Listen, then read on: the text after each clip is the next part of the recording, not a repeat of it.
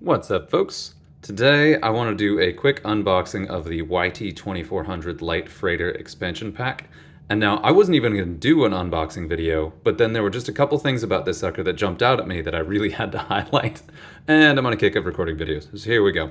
So right off the bat, this is AMG's first full re-release, I believe. They've put out a couple other packages, but they've all been holdovers from FFG's time running X-Wing miniatures. And you can see on here that it's a dual faction ship. You've got the markers both for Scum and Villainy, and then also for Rebels, and we'll talk about that when we get to the actual cards in there.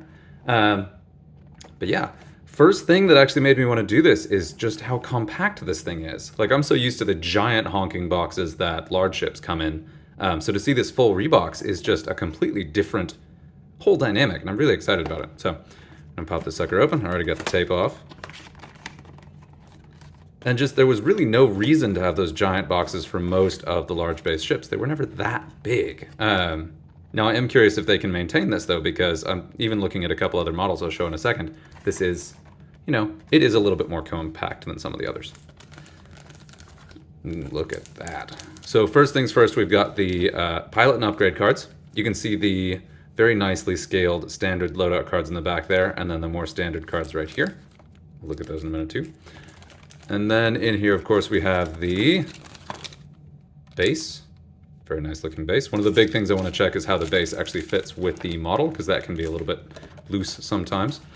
And then let's see, in here we've got the usual book that no one ever keeps, unfortunately. Just talk a little bit about what's in there.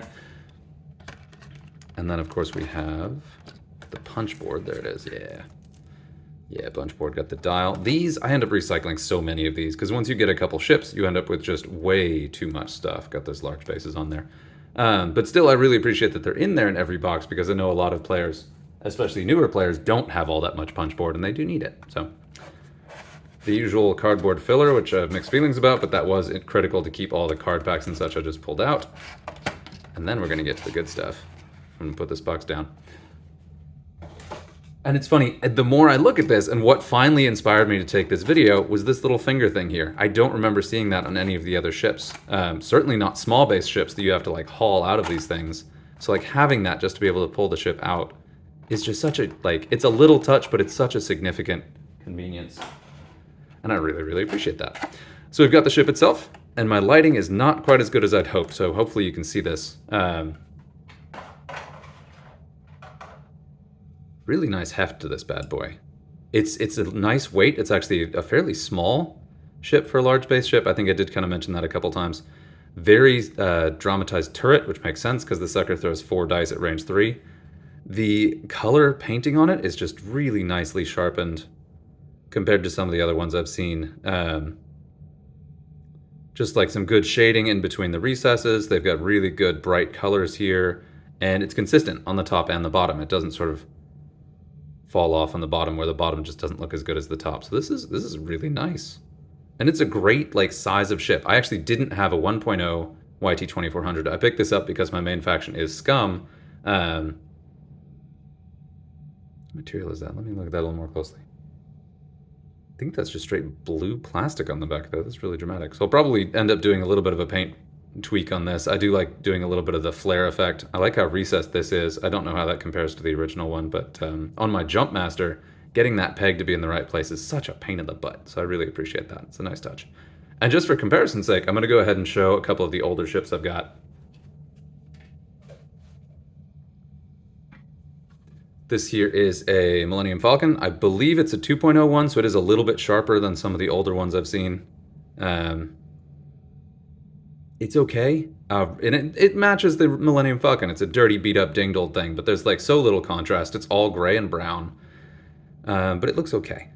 I do think it's about on par with the YT-2400, but what you probably can't see in the video is that the paint quality and the quality of the model is a little bit more striking on the 2400 than the 1400.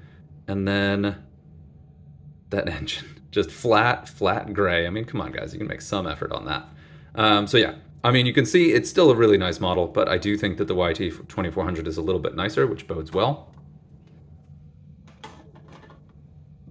And then let's look at the Gauntlet, which is the last large base to come out from FFG.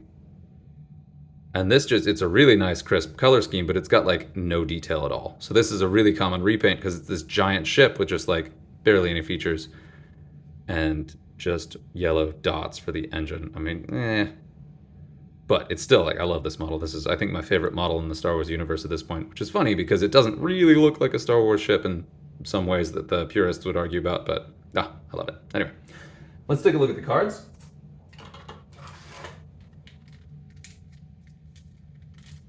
I'm not going to open the punch board because we're pretty clear about what's in there. You've got your bases, you've got your dial. There's nothing really shocking in that. And I'm going to do the basic cards first, and then I'll talk about the standardized loadouts. So here we got your basic cards. We've got Dash Rendar himself, who has a new pilot ability. Ooh, and full art back. Nice. Take a look at that. Over the original one, which has allowed him to come back into standard. There's that sensor blackout. Won't talk about that too much because we'll talk about that in an actual video. Or already did, I think. Then there's Lebo. And these are both the customizable pilots. They're both Rebels, so the Rebels can fully customize these by choosing which upgrades they get. Nice stat line. Love the 3 base gun. That's nice. Comes with Lone Wolf, and this is the new format of these cards. If you haven't seen any of the newer boxes, they've upped the contrast quite a bit, so the icons are bigger, there's less wasted space, text is bigger. It's a lot easier to read these from across the table, or even from just standing up next to your own card, so that is a nice touch.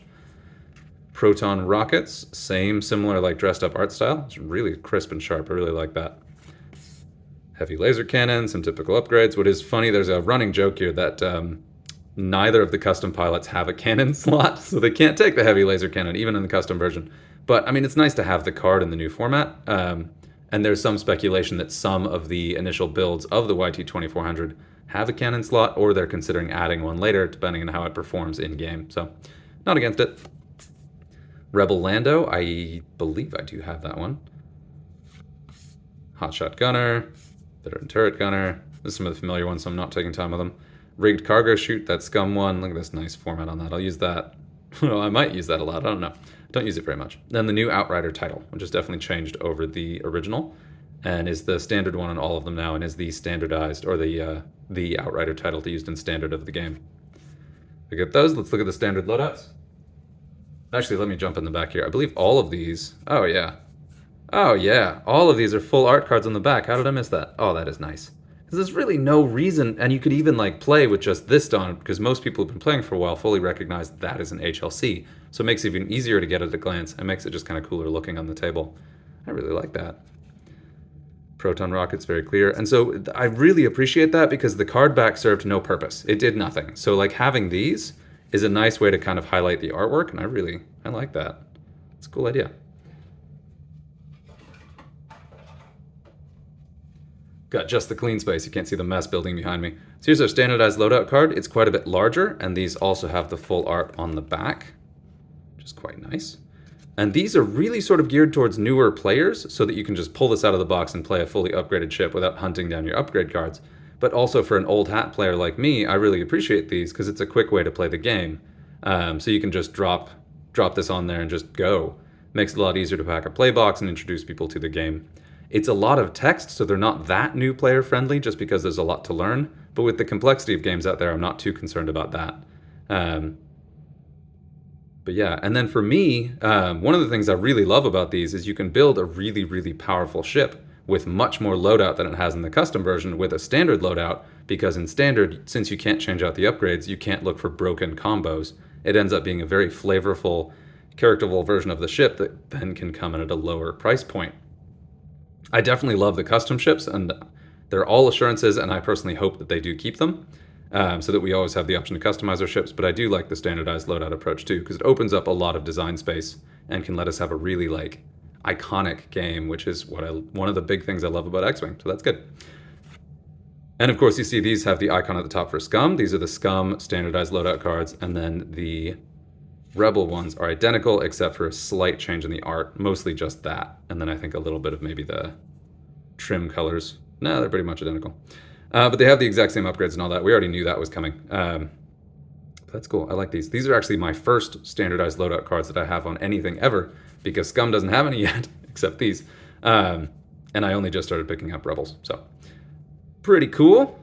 Nice, very flashy artwork on these. Of course, it's identical, but no, love it. Very cool. And yeah, the big thing about this for me is a lot of people are concerned that AMG is not going to release any new plastic, which still seems insane to me. Like, of course they will. But all of the attention put into this even rebox, like all the different things, the updated paint scheme, the slightly polished up model, the compact packaging, the packaging itself, the change in artwork on the cards, like all of this is just little glimpses into what AMG has been working on in the background that we've really not heard about necessarily. They haven't bragged about it as much as they could, but it really bodes well for the future of the game, and I think I am very optimistic. Of course, maybe, we'll see. But I'm very optimistic that 2024 is going to be a really, really good, very big year for product launches, including both some more reboxes and then hopefully some brand new plastic with the new process. It's like all of this speaks to beta tests, things that they're designing, putting into the game, and kind of practicing things before they do the splashier new boxes. Because a rebox is a much lower pressure thing to do to get some ships in the game for those of us who've been playing for a while and missed them, and also make them available for new players, but then also to practice all this stuff before they go with some of their before they really put their, take their steps forward with their custom stuff. So I'm excited. Hopefully this was a good video, and thank you for watching.